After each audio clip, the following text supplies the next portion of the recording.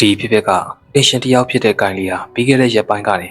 သူ့အိမ်မှာဖြစ်ပျက်နေတဲ့ထူးဆန်းတဲ့ဖြစ်ရပ်တွေအကြောင်းကိုပြောပြလာပါတယ်။အဲ့ဒီဖြစ်ရပ်တွေအားလုံးကသူ့အိမ်ရဲ့မြေရောက်ခန်းကိုဗဟိုပြုပြီးဖြစ်နေတာပါ။အဖေကိုသိချင်တာနဲ့သူဟာတညမှာသူ့အိမ်ထဲကိုကင်မရာနဲ့လိုက်ပြီးမှတ်တမ်းတင်ဖို့ဆုံးဖြတ်လိုက်တယ်။သူကင်မရာနဲ့လိုက်ရရင်ဈေးညံအတိုင်းရှောက်လာတဲ့အချိန်မှာပဲသူ့ကြောင်လေးကရုတ်တရက်ကြီးငြိမ်ချသွားပြီးတော့မျက်လုံးတွေကမြေရောက်ခန်းတကားကိုပဲစိုက်ကြည့်နေတော့တာ။ဂိုင်လီလည်းခဏလောက်ရက်သွားပြီးအဲ့ဒီအတန်ကိုပါသူကိုယ်တိုင်ကြားလိုက်ရတဲ့အချိန်မှာတော့ The heck is that? Is that you?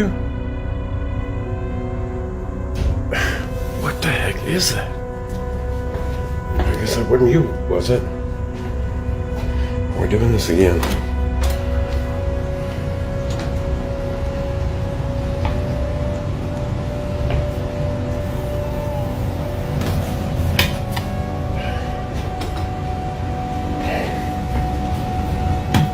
Anyway, I don't know.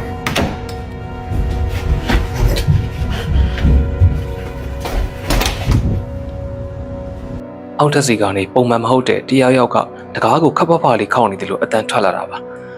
စိတ်ဝင်စားတာရောနည်းနည်းလန့်တာရောနဲ့သူဟာတကားကိုဖြည်းဖြည်းချင်းတိုးသွားပြီးဆွဲဖွင့်လိုက်တယ်မြေအောင်ခန်းထဲမှာတော့ဘယ်သူမှမရှိပဲမှောင်မဲနေပါတယ်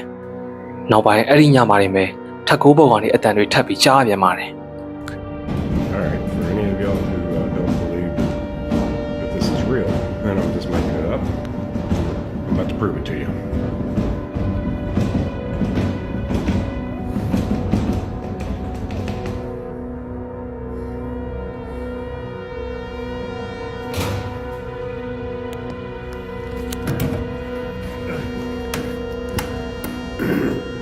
အဲ့ဒါနဲ့သူအပေါ်တက်ထက်ကိုးပေါ်ကိုပါတက်စိတ်ကြည့်လိုက်ပါတယ်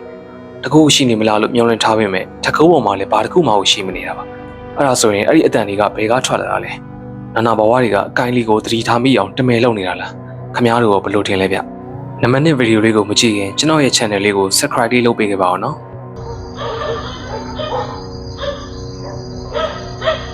ဒီဗီဒီယိုထဲမှာတော့ CCTV ထဲမှာခွေးတွေမရက်မနာပဲကြမ်းကြမ်းတက်တက်ဝိုင်းဟောင်းနေတာကိုတွေ့ရမှာပါဟောင်းနာကအကျယ်လဲကျယ်တယ်လို့ရန်လိုပြီးပုံမှန်မဟုတ်တဲ့အတွက်အင်ရှင်ကချက်ချင်းသတိထားမိတော့တာပေါ့စိတ်လဲပူတီလဲသိချင်တာနဲ့ဘာကြောင့်ခွေးတွေကဒီလိုဖြစ်နေတာလဲဆိုတာသိအောင်အိမ်မှာတက်ထားတဲ့ CCTV ကိုတွက်ဆက်ကြည့်လိုက်တာဒါပေမဲ့သူမြင်လိုက်ရတဲ့အရာကသူ့ကိုလုံးဝဆုံးအားသွားစေခဲ့ပါတယ်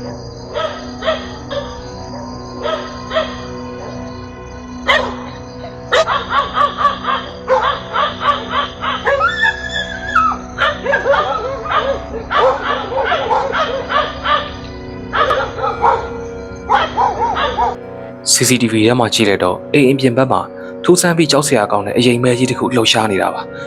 အဲ့ဒီအရေးကြီးကအသေးချာမမြင်ရပဲတရေသစီနနာဘဝတစ်ကောင်လိုမျိုးဖြစ်နေတာပါအဲ့ဒီအချိန်မှာအိမ်ပိုင်ရှင်ကလည်းသူ့ခွေးကဘာလို့အဲ့လောက်အသေးအတန်ဟောင်းနေတာလဲဆိုတာကိုသဘောပေါက်ပါတော့တယ်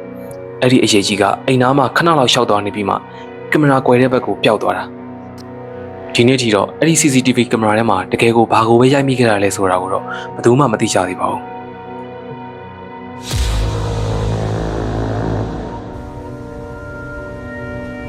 Hello? ဒီဗီဒီယိုတွေကလူတစ်ယောက်ကသူ့အိမ်မှာအလုပ်တွေနဲ့ရှုံနေတော့မြေအောင်ခန်းထဲကနေထူးဆန်းတဲ့အတန်တွေရုတ်တရက်ထွက်လာတာကိုစကြားရပါတယ်အစားကတော့သူကယူမဆိုင်ပဲနေကြည့်သေးတာပေါ့ဒါပေမဲ့အတန်တွေကပိုပြီးကျယ်လာတယ်လို့အဆက်မပြတ်စက်ထိုက်ကြားလာရတာပါစိတ်ထဲမလုံးကျင်သလိုခံစားလာရတာနဲ့သူလည်းဖုန်းကိုဖွင့်ပြီးဗီဒီယိုအဖြစ်လိုက်မတန်တင်မှုဆုံးဖြတ်လိုက်ပါတော့တယ် Hello?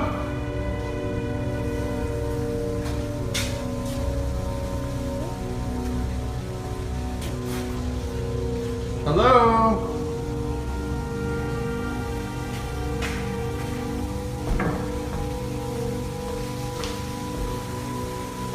Anybody here?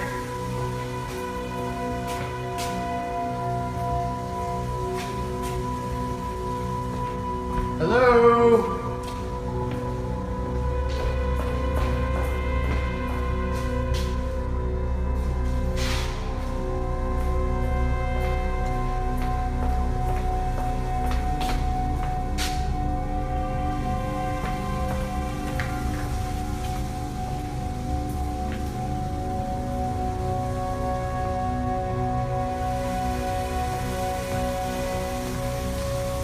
Hello?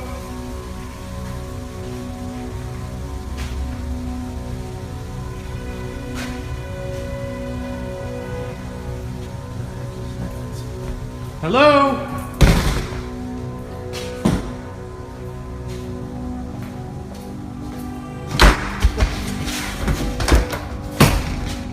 Right. အဲ့ဒီအချိန်မှာပဲသူ့ရှီတဲ့ကမြေအောက်ခန်းတကားကြီးကသူ့လိုလိုပွင့်လာတာကိုသူတွေ့လိုက်ရတယ်။တကားဟိုဘက်မှာဘယ်သူမှရှိမနေပေမဲ့တကားကချွေကနေနဲ့ဆက်ပွင့်လာတော့မှပဲ။သူဘာမှမလုပ်နိုင်သေးခင်မှာပဲအထက်ကနောက်ထပ်အခန်းတကားတစ်ချက်ကပါဘုံကနေစောင့်ပိတ်သွားပြန်ပါတယ်။အဲ့ဒါကသူ့ကိုအတော်လေးကြောက်လန့်သွားစေခဲ့ပါတယ်။ဘာဆက်လုပ်ရမှန်းမသိပဲကြောက်လန့်တုန်လုံးနေတဲ့သူ့ကိုဗီဒီယိုထဲမှာအတိုင်းသားမြင်နေရပါတယ်။ဒါပေမဲ့နောက်မှဖြစ်လာတာကပိုပြီးခြောက်ခြားဖို့ကောင်းနေဗျ။တေချာလေးကြည့်လိုက်ပါအောင်။ Who is it?